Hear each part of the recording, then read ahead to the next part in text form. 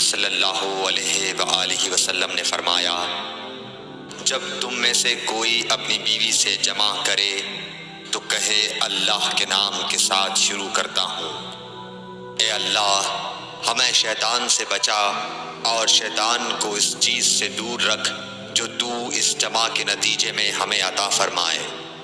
یہ دعا پڑھنے کے بعد جمع کرنے سے میاں بیوی کو جو اولاد ملے گی اسے شیطان نقصان نہیں پہنچا سکتا۔ صحیح بخاری حدیث نمبر 141۔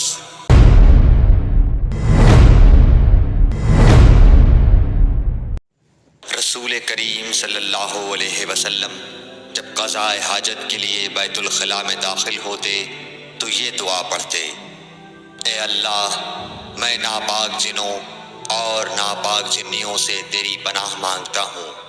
صحیح بخاری حدیث نمبر 142۔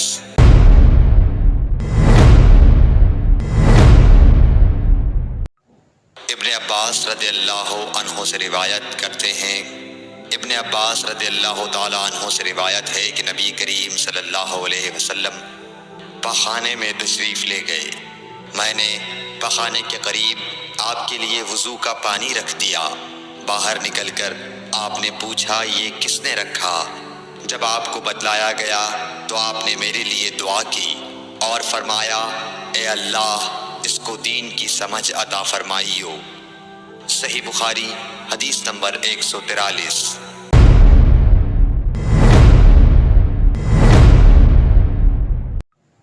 رسول اللہ صلی اللہ علیہ وسلم نے فرمایا کہ جب تم میں سے کوئی پخانے میں جائے تو قبلے کی طرف منہ کرے نہ اس کی طرف پشت کرے، بلکہ مشرق کی طرف منہ کر لو یا مغرب کی طرف۔ صحیح بخاری حدیث نمبر 144۔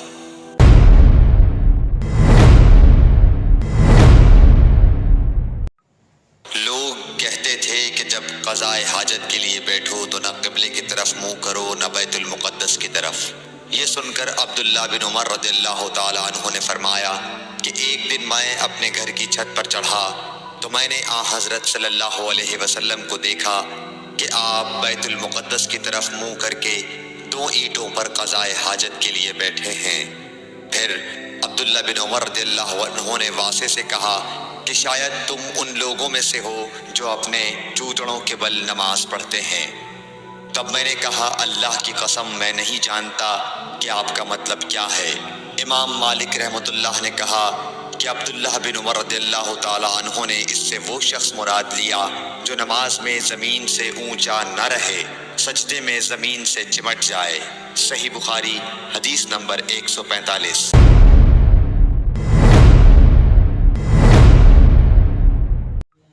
رسول اللہ صلی اللہ علیہ وسلم کی بیویاں رات میں مناصے کی طرف قضاء حاجت کے لیے جاتی اور مناصے ایک کھلا میدان ہے، تو حضرت عمر رسول اللہ صلی اللہ علیہ وسلم سے کہا کرتے تھے کہ اپنی بیویوں کو پردہ کرائیے، مگر رسول اللہ صلی اللہ علیہ وسلم نے اس پر عمل نہیں کیا۔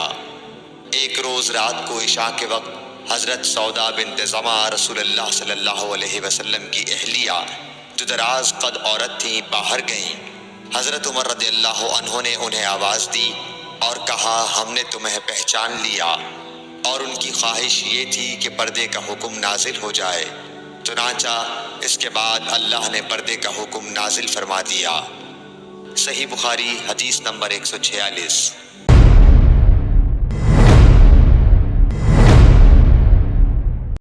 آپ صلی اللہ علیہ وسلم نے اپنی بیویوں سے فرمایا کہ تمہیں قضاء حاجت کے لیے باہر نکلنے کی اجازت ہے۔ صحیح بخاری حدیث نمبر 147۔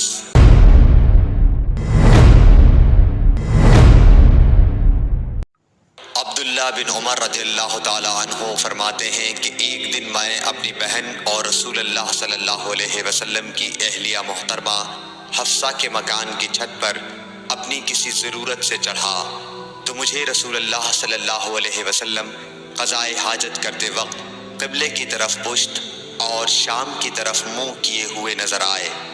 صحیح بخاری حدیث نمبر 148۔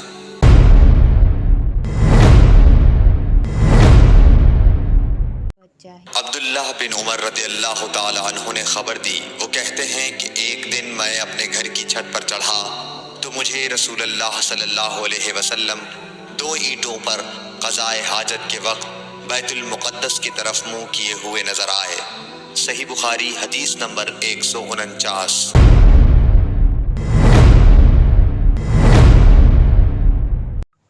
انس بن مالک رضی اللہ تعالی عنہ کہتے تھے کہ جب رسول اللہ صلی اللہ علیہ وسلم رفع حاجت کے لیے نکلتے تو میں اور ایک لڑکا اپنے ساتھ پانی کا برتن لے آتے تھے، مطلب یہ کہ اس پانی سے رسول اللہ صلی اللہ علیہ وسلم طہارت کیا کرتے تھے۔